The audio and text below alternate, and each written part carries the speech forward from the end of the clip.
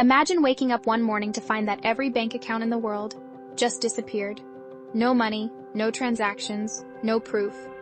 Could you prove that the money you own is really yours? Most of us couldn't, because our financial lives are built entirely on trust. Trust that banks hold our savings. Trust that governments don't print too much money. Trust that your bank app's number is real. But in 2008, that trust broke. Banks collapsed. Economies fell apart. And somewhere on an anonymous forum, a user named Satoshi Nakamoto wrote, "I've been working on a new electronic cash system that's fully peer-to-peer, with no trusted third party." And that was it. The spark that would light the fuse of a global financial revolution. January 3, 2009. A computer somewhere in the world mined the very first block, the Genesis block. It contained a hidden message. The Times, 03 Jan 2009 Chancellor, on brink of second bailout for banks. This wasn't just code, it was a protest. It was the birth of a monetary rebellion.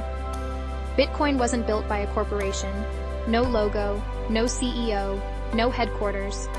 It was simply math, open source code, and a vision. A world where money operates on rules, not rulers. Let's rewind. Before Bitcoin, we had PayPal, Visa, and online banking. But none of them solved the double spending problem. Here's the issue. Digital money is just data, and data can be copied infinitely. If you can copy your money like a file, you can spend it twice. That's fraud, and that's why we rely on banks to keep the master record. But what if, instead of one bank keeping the record, everyone did? That's Bitcoin's genius, a shared, decentralized ledger called the blockchain. It's like a public diary where every page, or block, is permanently time-stamped and verified by thousands of computers across the world. Visuals, a bank ledger versus global synchronized network animation, pages flipping into digital blocks. If you try to fake a transaction, everyone else's copy of the diary rejects it instantly. No permission needed, no human trust required, just math. So how does this blockchain actually work? Think of it as a never-ending digital book. Each page, a block, stores a list of recent transactions. Once filled, it's sealed with a cryptographic fingerprint called a hash, a unique digital signature that cannot be forged. The next block links to the previous block's hash, creating a continuous chain stretching all the way back to 2009. Change even a single letter in one transaction, and the entire chain collapses. This makes Bitcoin immutable, unchangeable. It's not just a database, it's history carved in digital stone. The blockchain doesn't belong to anyone. It belongs to everyone. It's the world's first shared truth machine. But who writes those pages into the blockchain? Who decides which transactions get added? Enter the miners, Bitcoin's unsung heroes. Every 10 minutes, miners compete in a digital race. They gather pending transactions, bundle them into a block, and try to solve a mathematical puzzle that's so hard, it takes trillions of guesses. The first to solve it earns the right to add the new block to the chain, and with it earns a block reward in Bitcoin.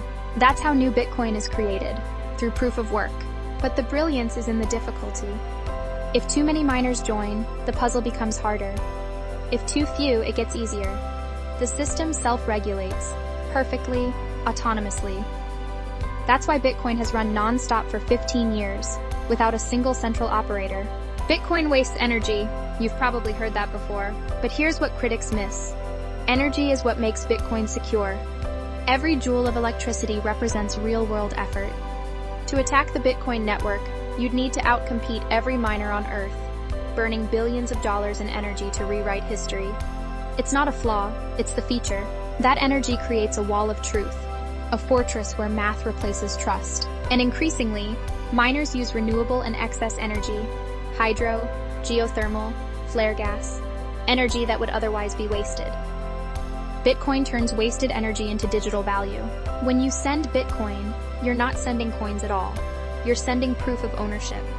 Your wallet has two keys. Public key, your address, visible to everyone. Private key, your secret signature that proves the Bitcoin is yours. When you make a transaction, your private key signs it, like a wax seal in ancient times, and the network verifies it using your public key.